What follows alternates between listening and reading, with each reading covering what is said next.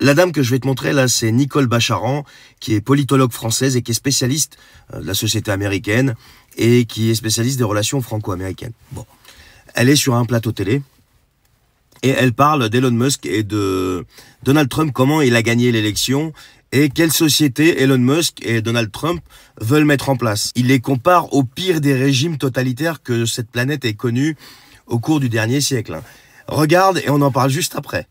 Corentin rappelait très justement que c'est pas la première fois que des milliardaires américains influencent la politique américaine, mais là c'est à un degré jamais vu, où au fond on peut même se demander si la marge de victoire de Donald Trump, elle est peut-être pas due entièrement à Elon Musk, mais enfin Elon Musk a fait quand même son possible pour carrément acheter des voix, et c'est pas un modèle, si vous voulez, c'est pas un modèle démocratique que Musk cherche à exporter, c'est effectivement un modèle d'extrême droite. Je veux dire, l'AfD, pour rappeler pas des conservateurs. Pour peut-être rappeler ce qu'est l'AfD. L'AfD, c'est Alternative für Deutschland, et c'est vraiment...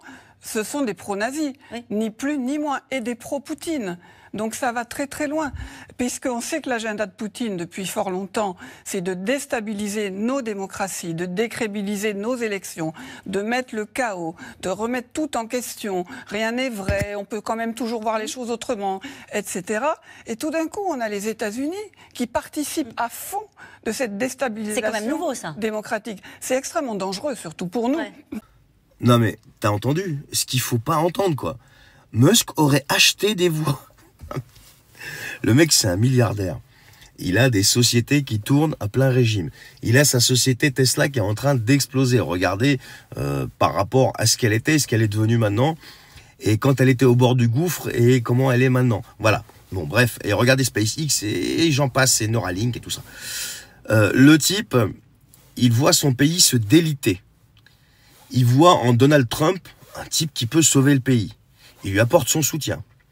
Il voit qu'en Europe, les régimes actuels, qui sont ni plus ni moins que des régimes calqués sur celui de Biden et compagnie, hein, c'est la même idéologie, c'est la même stratégie, ce sont les mêmes caps, et c'est surtout une soumission au régime de Biden qui est inégalée. J'ai pas dit que Trump était le sauveur, c'est pas ce que je dis. Je suis en train de rebondir sur ce qu'a dit cette dame-là. Et eux, ils viennent t'expliquer que parce que Musk a apporté un soutien à un parti qui s'appelle l'AfD, que ça y est, c'est un nazillon, que l'AfD c'est des nazillons, c'est tout ce qu'ils savent dire en fait.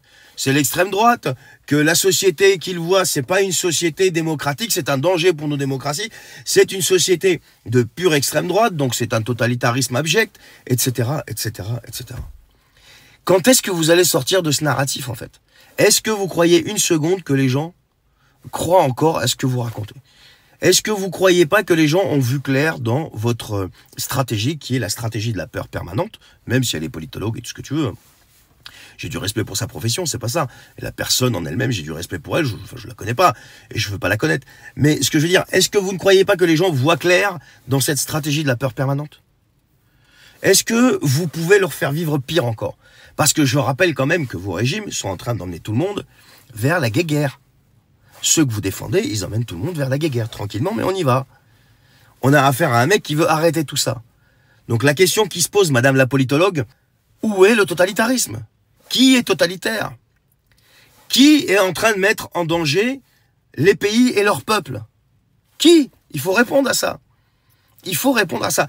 Aujourd'hui, on est à la merci de quoi et de qui? Si on va encore plus loin, si on continue sur cette trajectoire. On est à la merci de, je ne veux pas le dire ici, mais on rentre dans une espèce d'engrenage qui peut être dangereux et le danger peut être existentiel pour nous. Donc qui nous met là-dedans? Est-ce que c'est Trump? Est-ce que c'est Musk? Est-ce que c'est l'idéologie de Trump? Est-ce que c'est l'idéologie de Musk? Non. Est-ce que c'est l'idéologie de Le Pen? Non. Je serais même tenté de dire, est-ce que c'est l'idéologie de Mélenchon? Non plus. Qui? C'est bien ceux qui sont au pouvoir, donc ceux que vous défendez. Donc je réitère ma question. Où est le totalitarisme, le vrai, aujourd'hui? Donnez-moi du factuel, arrêtez de me faire des fantasmes, arrêtez de me sortir des trucs là, philosophiques sortis de nulle part. Allez, répondez à cette question, madame Bacharan, s'il vous plaît, avec mes respects. Bonne journée.